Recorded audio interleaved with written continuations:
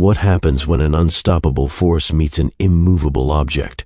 Welcome back to Kubert Comics, the place where you'll find comic book stories narrated in the style of audio dramas. Today, we have a Batman and Deadpool story from the new DC and Marvel collaboration. Don't forget to leave a like, a comment, and share the video as much as possible. And please subscribe to the channel if you enjoy the content and want more. This is Deadpool Batman, Part 1. I hope you enjoy it. The story begins with Bruce Wayne in Wayne Manor, reflecting on something strange. A collection of materials extracted from Gotham City has all been stolen. Among them is a substance called neostigmine, though he isn't sure what it is, along with incant belladonna and other materials with names he can't quite pronounce, which have also been taken. Batman quickly discovers that the Joker is, in fact, creating enough Joker toxin to poison the entire city. Suddenly, in the midst of all this, Deadpool bursts through the window, shattering the glass like Ben Affleck's Batman in Batman v Superman. As expected at first, he mocks Bruce Wayne a little, but he's not here to attack him in the conventional way. Strangely, Bruce Wayne is wearing a bathrobe when Deadpool appears. Deadpool jokingly says, "Oh my God."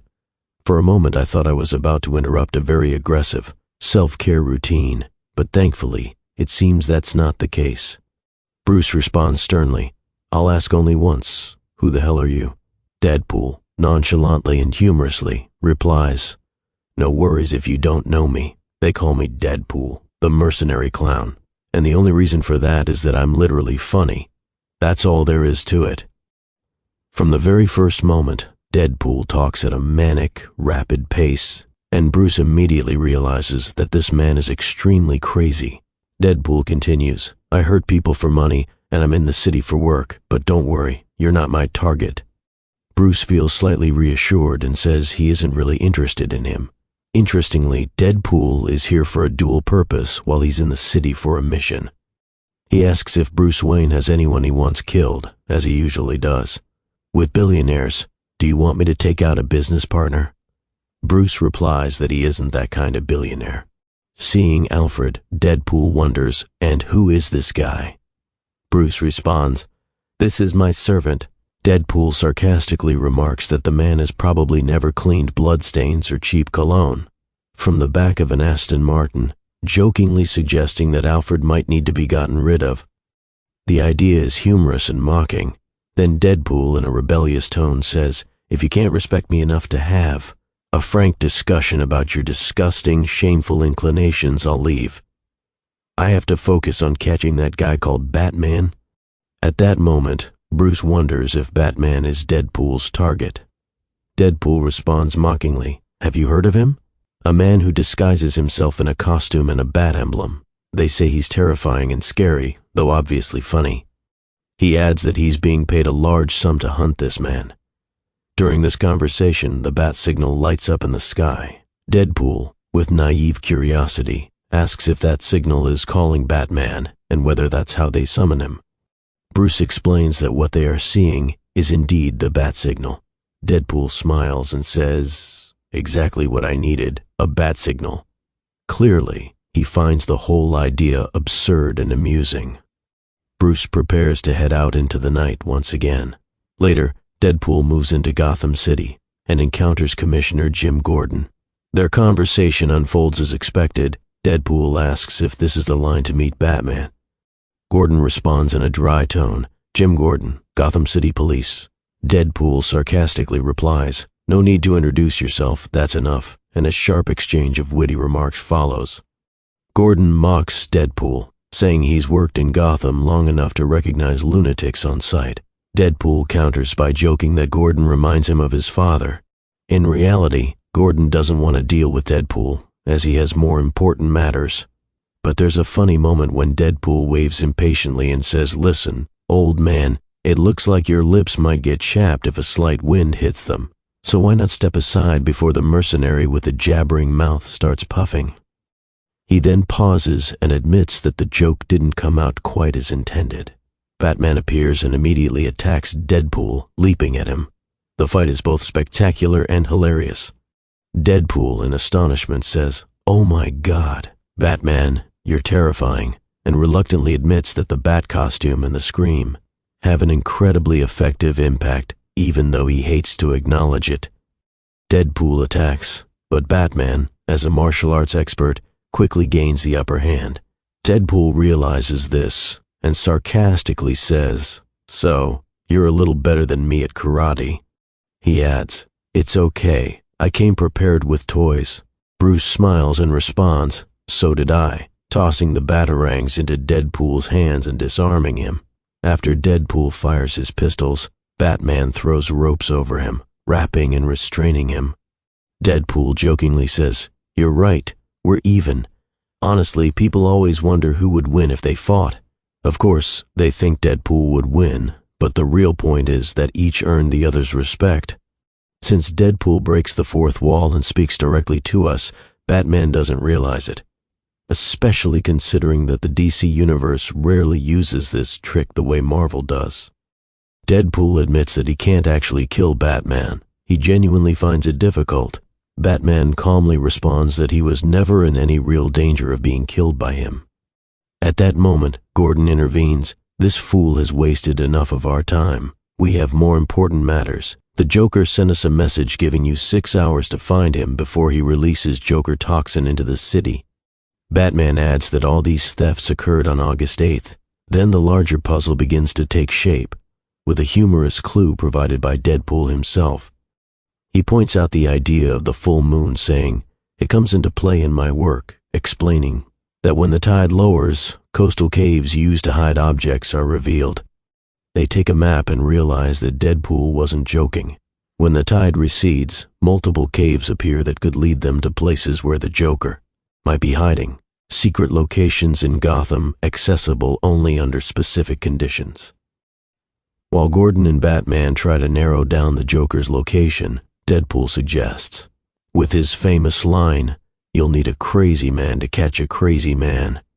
At first, Gordon is wary of the idea, but Bruce sees some potential benefit. They take Deadpool along on a guided tour with Batman. The experience is unique. Deadpool jokes about the cramped space inside the Batmobile and the difficulty of fitting 2 people in it without Robin, spinning the mistaken sexual innuendo with his usual humor. Batman ignores the silly jokes, while Deadpool focuses solely on keeping his real identity hidden. Deadpool admits that his face and lips are disfigured due to the healing factor that granted him his powers, the same process that gave him both traits. This meant he didn't need to overpower Batman with brute force. He only had to corner Batman in a tight space. Deadpool ends with a sarcastic remark, "Sorry, buddy, it's just business," before releasing a gas bomb that renders Batman unconscious. Here, the real reason for Deadpool's presence is revealed. He was hired by the Joker himself. Shocking, isn't it? The Joker is the one who brought Deadpool to Gotham. Even while restrained, Batman wants to know the full story. The encounter between Deadpool and the Joker is the most important scene in the story, delivering everything a reader might expect, and more. The Joker laughs at last and says his usual line, "I got the last laugh." Deadpool sarcastically replies, "I like how you slipped your name into that sentence." The Joker explodes in anger, "Stop stealing my lines. I'm tired of repeating them." Deadpool calmly responds, all right, I get it. You're doing a great job." Here the Joker reveals how he even got Deadpool in the first place. When Batman asks, "Where did you find this man?" the Joker answers, "Clarion, the boy of magic, gave me a spell that lets me get to Deadpool anywhere and any time. Unfortunately, Deadpool was in another universe, so I had to use the cosmic treadmill. It's much harder than it looks. I nearly collapsed until I summoned Reverse Flash to help me. But don't worry, these muscles didn't complain a bit." He then sarcastically compares himself to Richard Grayson, saying even Nightwing doesn't have a physique like his. Batman wryly comments, "Admit it, Joker, you've outdone yourself. You found someone even crazier than you." And with that, the plan begins to take shape clearly. The Joker can't stand anyone stealing his position as Batman's #1 enemy. He responds indignantly, "Crazier? I don't think so." Batman interrupts him, saying, "I see it. You've spent your life trying to drive me insane, while this clown did it in just 1 hour. The Joker, sarcastically angry, snaps, "Don't call him a clown. I'm the only clown here."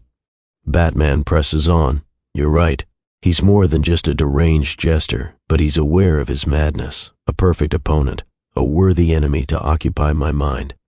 At that point, the Joker pulls Deadpool aside and says, "Hey, let's talk privately, Wade." Deadpool, in his usual style, asks, "Are you sure you want to kill this guy? I mean, it's a rare case, maybe a once-in-a-generation chance. I can see myself chasing him for decades in a cat-and-mouse game that ends up being the most important relationship in our lives." He's simply describing the historical relationship between the Joker and Batman. Then he suggests, "Maybe we can share. I'll be the young, handsome, and of course funny villain, and you stay the dark-humored one." The Joker grins. "Great idea, Wade. Let's shake on it." As soon as the Joker touches his hand, he shocks Deadpool with electricity and adds, "And better yet, I've poisoned you with Joker toxin." But Deadpool, thanks to his healing factor, doesn't collapse completely. He runs toward Batman, shouting, "The plan has changed," only to discover that Batman has already freed himself. Deadpool, unusually energetic, announces that he feels an unprecedented mental clarity, while Batman warns him, "You've been poisoned by Joker toxin."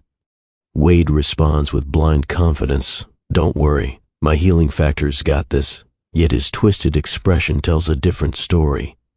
Then the Joker reveals his final plan. "It's over, Batman. In 30 seconds, Joker toxin will flow through every pipe in Gotham, killing everyone. There's only one button at the heart of this vortex. Press it, and the toxin will evaporate harmlessly.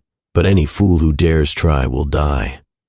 That's my last joke, and you get to choose its ending." Before Batman can move, Deadpool jumps up saying, "Leave it to me." He sprints toward the vortex, presses the button, and detonates the toxin, completely, without hesitation, saving Gotham in a decisive moment. The conflict ends, not with an epic confrontation between Batman and the Joker, as usual, but with a wild and simple move from Deadpool that ends the game entirely. As the Joker is transferred to the police wagon, Deadpool jokes, "Room for one more?" Just kidding, just kidding. The Miracle Man sits in the front seat. Batman tells him that the effects of the toxin will fade over time, then confronts him with the truth.